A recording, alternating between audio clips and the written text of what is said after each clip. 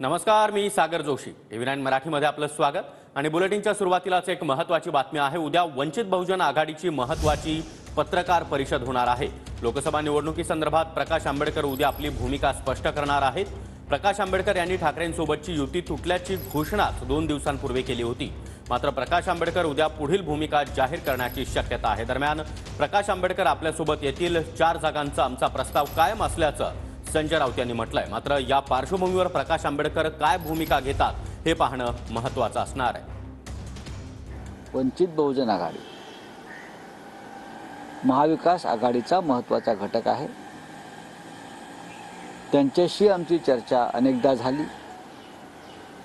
चर्चेला स्वतः बाळासाहेब आंबेडकर उपस्थित राहिले.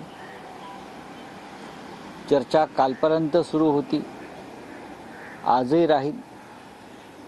महाविकास आघाडीकडून सन्माननीय बाळासाहेब आंबेडकर यांना आम्ही 4 जागांचा प्रस्ताव दिलेला आहे, तो कायम आहे.